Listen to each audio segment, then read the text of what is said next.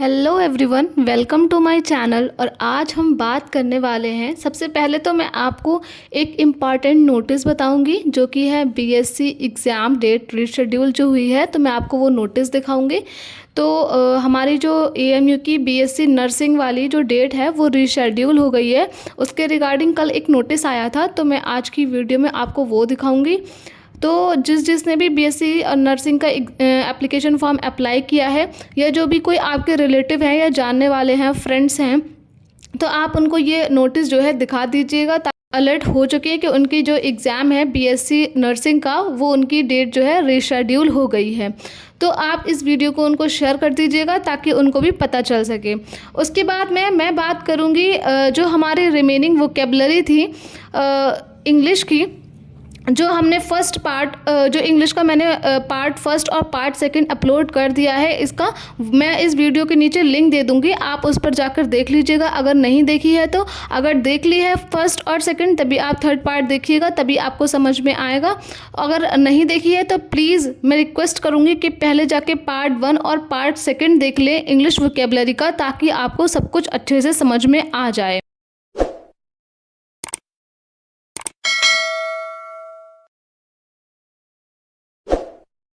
तो चलिए हम सबसे पहले बात कर लेते हैं कि जो एएमयू में नोटिस आया है बीएससी नर्सिंग के रीशेड्यूल का। तो सबसे पहले आपको मुस्लिम यूनिवर्सिटी करके सर्च करना है, और सर्च करने के बाद में आपको डाउनवर्ड आ जाना है स्क्रॉल करके, और यहाँ पर एक वेबसाइट दे रखी होगी www.amucontroller.com।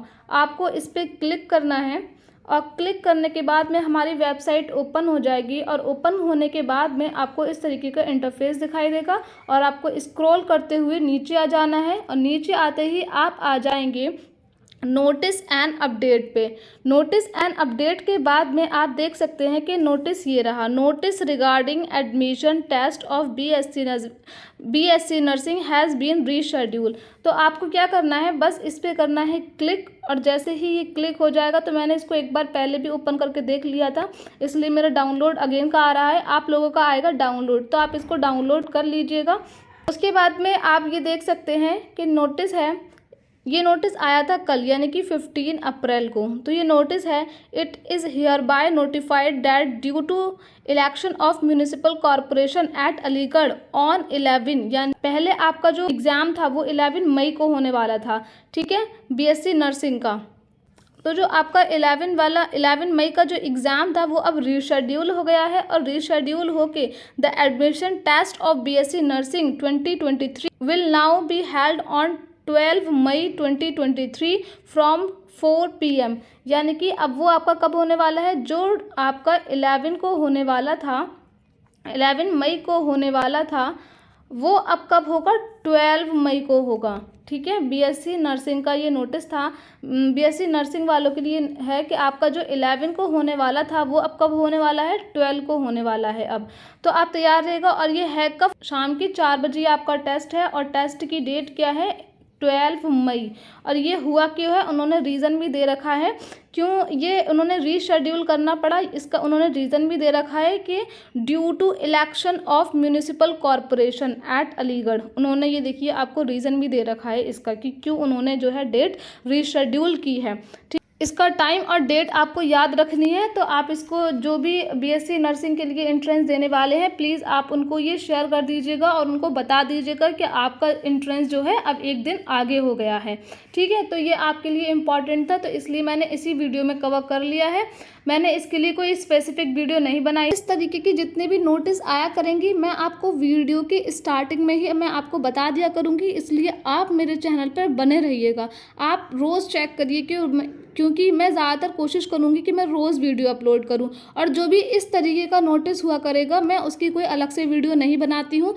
जो भी मैं आपका नोट्स प्रोवाइड करती हूँ या जो भी मैं आपका सिलेबस कवर कराती हूँ, मैं उस वीडियो की स्टार्टिंग में ही, आप पहले वाली मेरी वीडियो देखेंगे, उसमें भी मैंने उसकी स्टार्टिंग में ही 3 नोटिस थे, वो भी वहीं पर ही क्लियर कर दिए थे। और इसको सब्सक्राइब कर लीजिए और नोटिफिकेशन को भी ऑन कर लीजिए, ताकि हर अपडेट आप तक पहुँचती रहे। आपको मेरे चैनल से ये बेनिफिट हो सकता है, एक तो आपको जो नोटिस आया करेंगे, चाहे वो JMI से रिलेटेड हो और चाहे वो AMU से रिलेटेड हो, ठीक है, मैं आपको वो प्रोवाइड करती रहूँगी अपनी वीडियो की ही स्टार्टिंग में, ठीक। उसके अलावा मैं आपको नोट्स भी प्रोवाइड कर रही हूँ, और आपको भी अगर किसी भी चीज़ की ज़रूरत है तो प्लीज़ आप मुझे कमेंट सेक्शन में बता दीजिएगा कि हमें इंग्लिश में परेशानी आ रही है या हमें इंडो इस्लामिक में परेशानी आ रही है या जिस किसी में भी आपको परेशानी आती हो, ठीक है, चाहे वो रीजनिंग वाला पार्ट हो या वो कोई सा भी पार्ट हो, बस आप मुझे इन्फॉर्म कर दीजिएगा कॉमेंट सेक्शन में। तो आप मेरे चैनल पर बने रहिएगा क्योंकि मैं नोटिस तो प्रोवाइड करती ही हूँ, उसके अलावा मैं आपकी एंट्रेंस की गाइडेंस में भी हेल्प करती हूँ। तो आप मेरे चैनल को सब्सक्राइब कर लीजिए, साथ में बेल आइकन को भी प्रेस कर लीजिए ताकि हर नोटिफिकेशन आप तक पहुंचती रहे। और हाँ, वीडियो को लाइक करना नहीं भूलिएगा क्योंकि लाइक करने से मुझे पता चल जाता है कि आपको ये कितना पसंद आ रही है मेरी वीडियो। और हाँ, कमेंट कर दीजिए अगर आपको किसी भी तरीके की कोई दिक्कत आती हो तो। और इस वीडियो को ज़्यादा से ज़्यादा शेयर कर दीजिए सबके साथ जिनको भी इनकी नीड है। तो प्लीज़ आप मेरी स्टूडेंट को हेल्प करने में मदद कीजिए और इस वीडियो को ज़्यादा से ज़्यादा शेयर कर दीजिए। तो चलते हैं हम अपने नेक्स्ट है इंग्लिश वोकैबुलरी, उसकी तरफ चलते हैं हम। तो जैसा कि आप लोगों को पता ही होगा कि हमने इससे पिछली वाली वीडियो में वन वर्ड सब्स्टिट्यूशन में वन वर्ड डिनोटिंग पर्सन ये हमने कवर किए थे और ये हमने पूरा पेज कवर किया था, ठीक है। लास्ट वर्ड था hand packed, a husband rule by his wife, और मैंने आपको ये सारा एक्सप्लेनेशन भी करके दिखाया था। और इस शीट से कितने सवालात, कितने क्वेश्चंस जो हैं एंट्रेंस में आ चुके हैं, चाहे वो AMU हो चाहे वो जामिया हो, कितने सारे जो है इसमें से वर्ड्स आ चुके हैं, चाहे वो BA में भी आ गए हैं और BA LLB में भी आ गए हैं, चाहे AMU हो या जामिया हो, दोनों में ही इसमें से कितने सारे वर्ड्स आ चुके हैं वो मैंने आपको पिछली वाली वीडियो में बताया था। तो अगर आप भी प्रूफ चाहते हैं इस चीज़ का कि वाकई ये जो है रेलिवेंट है ही या नहीं है, अगर आप मेरे चैनल पर नए हैं तो आप मेरी हैं वो पहले पार्ट फर्स्ट और पार्ट सेकेंड देख लें, उसके बाद ये वाली वीडियो देखें ताकि उनको और अच्छे से समझ में आ चुके कि हम किस चीज़ के ऊपर बात कर रहे हैं और हम ये वोकैबुलरी क्यों कवर कर रहे हैं। तो पहले आप जाकर, मैं लिंक डिस्क्रिप्शन में दे दूंगी, पहले आप जाकर पार्ट फर्स्ट और पार्ट सेकंड देख लीजिएगा, तो थर्ड देख लीजिएगा ताकि आपको अच्छे समझ में आ जाए। तो चलिए हम चलते हैं। हम रहा था हैंड पैक्ड, तो hand packed ruled, a husband ruled by his wife, तो ये हमारा लास्ट वर्ड था। तो हम इसी के ही थोड़े से और जो वर्ड्स हैं वो पढ़ लेते हैं जो है वन वर्ड डिनोटिंग पर्सन, ठीक है। तो हम चलते हैं 38 वर्ड्स जो है कवर कर चुके हैं पिछली वाली वीडियो में, अब ये है 39। Hedonist, one who believe that sensual pleasure is the chief good, ये आपका इंपॉर्टेंट वर्ड है, इसको अंडरलाइन कर लीजिएगा। 40 है heretic, one who acts against religion, ठीक है, is called heretic. Next one is herbivorous, one that lives on herbs, herbs होते हैं छोटे छोटे से पौधे होते हैं। 42 is honorary, honorary the one who hold a post without any salary. 43 is highbrow, a person considering himself to be superior in culture and intellect, इसका synonym है snob। 44 is hypochondriac, one who is over anxious about his health, that is called hypochondriac। और ये जो word है वो important है, आप इसको याद कर लीजिएगा। Next one is iconoclast, one who is breaker of images and tradition। Next one is illiterate, one who does not know reading or writing, right। और उसका एंटोनिम है लिटरेट, यानी कि पढ़ा लिखा, जिसको राइटिंग और रीडिंग आती हो, इलिटरेट जिसको नहीं आती हो। Next is immigrant, a person who comes to a country from his own country for settling, right. तो इमिग्रेंट क्या होता है, कोई और कंट्री से पर्सन आ रहा है और वो कोई मतलब बाहर से आ रहा है और क्या कहते हैं हमारी कंट्री में आके सेटल हो जाता है। One who comes to a country from his own country, वो अपनी कंट्री से आ रहा है फॉर सेटलिंग, सेटल होने के लिए। और इसका एंटोनिम क्या होगा, एमिग्रेंट। एमिग्रेंट जैसे कि हम इंडिया में रहते हैं और हम इंडिया को छोड़कर किसी और देश में जाकर बस रहे हैं, यानी कि वहाँ पर सेटल हो रहे हैं, तो उसको कहते हैं एमिग्रेंट, ठीक है। अपनी कंट्री को छोड़कर किसी और कंट्री में जाकर बस जाना या रह लेना। उसके बाद में है नेक्स्ट है impregnable, that can not be enter by force, इसका एंटोनिम है प्रेग्नेबल, और ये इंपॉर्टेंट वर्ड है, आप इसको याद कर लीजिएगा। उसके बाद में है impostor, one who pretend to be somebody else, मतलब दिखावा करने वाला, मतलब जो वो दिखावा कर रहा है वो है ही नहीं, बट वो ऐसा दिखावा कर रहा है कि वो है, मतलब वो चीज़ दिखाना चाहता है वो जो रियलिटी में है ही नहीं, राइट। तो दिखावा करने वाला। उसके बाद में ये जो है ये वर्ड जो है इंपॉर्टेंट है। उसके बाद में है indefatigable, one who does not tire easily, जो जल्दी से नहीं थकता है, one who does not tire easily, tire मतलब थकना। उसके बाद में है introvert, one who does not express himself freely, ठीक है। इंट्रोवर्ट मतलब वो अपने जो फीलिंग्स हैं, अपने थॉट्स हैं, वो फ्रीली किसी को जल्दी एक्सप्रेस नहीं कर पाता है, दैट इज कॉल्ड इंट्रोवर्ट। और इसका ही एंटोनिम है एक्सट्रोवर्ट, जो जल्दी से अपनी फीलिंग्स और अपने थॉट्स जो है फ्रीली जो है जल्दी से एक्सप्रेस कर देता है। उसके बाद में है insolvent, a person who is unable to pay his दैप्ट, जो दैप्ट यानी कि कर्जा, जो अपना जो कर्जा है पे करने में अनेबल हो। और इसका सिनोनिम जो है बैंकरप्ट है, जो हमने पिछली वाली वीडियो में भी पढ़ा था, ठीक है। उसके बाद में है itinerant, one who journeys from place to place, यानी कि नॉमेडिक, जो नॉमेडिक हों, ठीक है, जो एक जगह से दूसरी जगह बस घूमते रहते हों, ठीक है, जो एक जगह से दूसरी जगह बस जर्नी करते हों, एक प्लेस से दूसरे प्लेस जाते हों। उसके बाद में है invincible, one too strong to be defeated, जिसको हराना, one too strong to be defeated, मतलब सपोज हम किसी को हराना चाहते हैं बट वो इतना ज़्यादा स्ट्रॉन्ग है, मतलब डिफ़िकल्टी आती हो उसको हराने में, one too strong to be defeated. Antonym है vincible. Next is invulnerable, one that can not be harmed या बाउंडेड, एंटोनिम है vulnerable. Next is libertine, a person who leads an immoral life, a person who leads an immoral life, synonym है lecher. Next is martyr, one who dies for a noble cause, ठीक है, one who dies for a noble cause, जैसे कि जो हमारे soldiers होते हैं, जो हमारी आर्मी होती है, वो हम कहते हैं कि शहीद हो गई है, तो नोबल काउज के लिए, जो हमारी रक्षा करते हुए उन्होंने अपनी जान दे दी, that is a noble cause. उसके बाद में mercenary, one who does not something for a sake of money, जो मतलब बैड सेंस में करता है, जो पैसे के लिए सब कुछ करता है, ठीक है, वन हु डज समथिंग, जो पैसे के लिए कुछ करता है, उसको हम कहते हैं मर्सेंडरी। बैड सेंस में है ये, यानी कि निगेटिव सेंस में, जैसे कि किसी ने पैसे ले लिए और किसी का मर्डर कर दिया सिर्फ पैसे की खातिर, ठीक है, तो उसको कहते हैं मर्सेंडरी। उसके बाद में है misanthrope, one who hates mankind, antonym है इसका philanthropist. Next is misogamist, one who hates the institution of marriage, जो ये मैरिज का रीति रिवाज है वो इसी से ही नफरत करता है, इज कॉल्ड मीसोगैमिस्ट, ठीक है। उसके बाद में है, जो इसमें आप रूट वर्ड करके भी देख सकते हैं, मिस का मीनिंग होता है नेगेटिव से और गैमी का मतलब होता है शादी, ठीक है, तो मीसोगैमिस्ट। उसके बाद में है मीसोलॉजिस्ट, वन हु हेट्स नॉलेज, जो किसको हेट करता हो, नॉलेज से ही हेट करता हो, इसका एंटोनिम है बिब्लियोलॉजिस्ट। बिब्लियोलॉजिस्ट का मतलब होता है जो लव करता हो बुक्स को, जो नॉलेज को, बुक्स को लव करता हो, दैट इज कॉल्ड बिब्लियोलॉजिस्ट। यहाँ से भी आप देख सकते हैं लॉग मिस होता है स्टडी, और मिस का मतलब होता है नेगेटिव में, तो वन हु हेट्स नॉलेज। उसके बाद में है namesake, a person having the same name as another, right, namesake मतलब सेम नाम होना दो लोगों के। उसके बाद में नार्सिसिस्ट, लवर ऑफ सेल्फ, यानी कि जो खुद से ही प्यार करता हो, लवर ऑफ सेल्फ।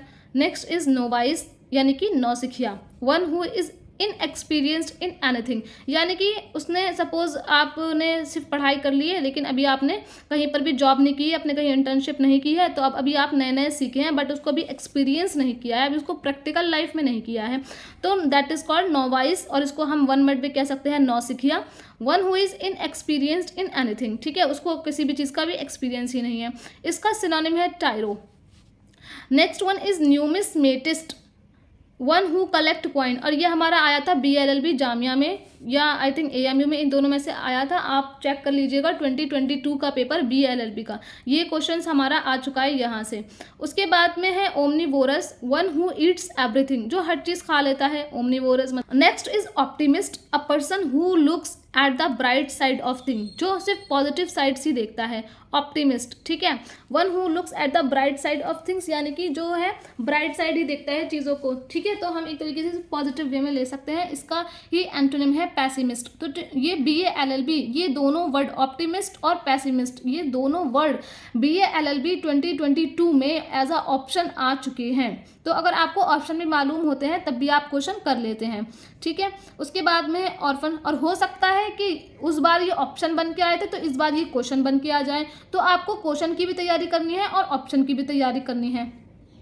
उसके बाद में है orphan, one who has lost one's parent, जिसने अपने पेरेंट्स खोल दिए हो, यानी कि कह सकते हैं अनाथ हो गया हो, ठीक है, जिसके पेरेंट्स ना हो। उसके बाद है philanthropist, one who loves Mankind. ये वर्ड जो है फिलैंथ्रोपिस्ट ये आ चुका है, और इसका वन हु लव्स मैनकाइंड, जो ह्यूमैनिटी को, जो मैनकाइंड को लव करता हो। इसका एंटोनिम है मिसएंथ्रोप। मिसएंथ्रोप, मिस जहाँ पर भी लग जाता है वहाँ उसका मतलब जो है निगेटिव में आ जाता है, ठीक है। उसका मतलब किस में आ जाता है, निगेटिव में आ जाता है, जहाँ पर भी ये मिस लग जाता है, ठीक। और ये फिलैंथ्रोपिस्ट भी हमारा एक बार आ चुका है। उसके बाद में नेक्स्ट है philogynist, one who work for the welfare of women, जो किसके लिए वर्क करता हो, वेलफेयर ऑफ वुमेन, वुमेन के वेलफेयर के लिए वर्क करता है, उसको क्या कहते हैं, फाइलोगाइनिस्ट। और इसका एंटोनिम है मीसोगाइनिस्ट। मीसो यानी कि वही नेगेटिव, जो वुमेन के वेलफेयर के लिए वर्क नहीं करता हो, that is called misogynist. The next one is polyglot. Polyglot मतलब जो बहुत सारी लैंग्वेज बोलता है, one who speaks many languages. Synonym है linguist. Next one is pacifist, one who hates war love peace. Pacifist, pacifist अभी हमने फिर से पढ़ा था, ये है रहा पैसिफिस्ट आपका। और ये दोनों वर्ड ऑप्टिमिस्ट और पैसिमिस्ट दोनों आ चुके हैं। उसके बाद में है, देखिए यहाँ पर भी दे रखा है, इसका एंटोनिम है पैसिमिस्ट। उसके बाद में हम नेक्स्ट चलते हैं philanderer, one who amuses oneself while love making.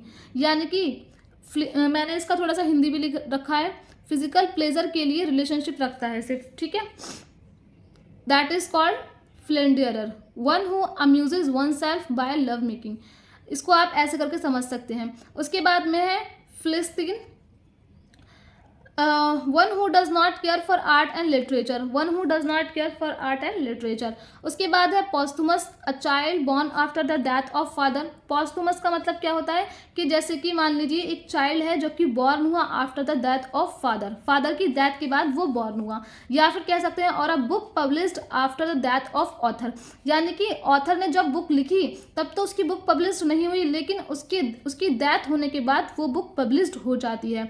उसके बाद में और an award received after the death of recipient, यानी कि जिसको वो अवार्ड मिलना था वो तो अब है नहीं, उसकी तो डेथ हो गई है, बट वो अवार्ड अब उसको मिला है उसके मरने के बाद में, ठीक है। तो इस तरीके के हम यानी कि किसी इंसान के मरने के बाद में उसकी चीज़ें आना, ठीक है। उसके बाद में हम इस philatelist, one who collect stamp. Next is pedestrian, one who goes on foot, जो पैदल चलता है, दैट इज कॉल्ड पेडेस्ट्रियन। उसके बाद में है recluse, one who lives in seclusion, जो किस में रहता है, सेक्लूजन। सेक्लूजन क्या होता है, the state of being private and away from other people, that is called isolation. जो आइसोलेशन में रहता है इसको क्या कहते हैं, रिक्लूज, सॉरी सेक्लूजन, ठीक है। और जो सेक्लूजन में रहता है उसको क्या कहते हैं, रिक्लूज कहते हैं। और सेक्लूजन में क्या होता है, या तो प्राइवेट रहना, मतलब लोगों से दूर रहना, आइसोलेशन में रहना। Next is sadist, a person who feels pleasure by hurting others, ठीक है, जो क्या करते हैं, जिनको खुशी महसूस होती है, जिनको कहते हैं कि किसी को हर्ट करने के बाद उसको इनर जो हैप्पीनेस, इनर सेटिस्फाई जो हो रहा है वो, ठीक है, किसी को हर्ट करने के बाद में, तो ऐसे लोगों को कहते हैं sadist, a person who feels pleasure why hurting others, ठीक है। उसके बाद है समैरिटन। समैरिटन में है one who helps the needy and helpless, जो ऐसे पर्सन्स की हेल्प करता है जो नीडी हैं और हेल्पलेस हैं, ठीक है, उनको कहते हैं समैरिटन। उसके बाद में है somnambulist, a person who walks in sleep, जो सोते भी चलता है उसको हम बोलते हैं सोमनेबुलिस्ट, ठीक है। तो अब हमने आज की वीडियो में हमने 40 वोकेबलरी हमने की है, जिसमें से पिछले साल भी क्वेश्चंस आए थे, और हमने इससे पहले वाली वीडियो में भी 40 वोकेबलरी की हैं। तो आप उन 40 वोकेबलरी को भी जाकर देख लीजिएगा। मैंने लिंक दोनों की, पार्ट ए और पार्ट 2, मैं लिंक जो है डिस्क्रिप्शन में दे दूंगी। आप उस लिंक पे क्लिक करेंगे तो आप डायरेक्ट उसी वीडियो पे पहुंच जाएंगे। तो आज के लिए बस इतना ही, हम मिलते हैं नेक्स्ट वीडियो में, और फिर से मैं कुछ और वोकेबलरी लेकर आऊँगी। तब तक के लिए आप मेरे चैनल पे बने रहिएगा, और इस वीडियो को लाइक कर दीजिए और चैनल को सब्सक्राइब कर लीजिए, और हाँ, बेल आइकन को भी प्रेस करना नहीं भूलिएगा, ताकि आप तक नोटिफिकेशन पहुंचती रहे। तब तक के लिए बाय बाय, टेक केयर।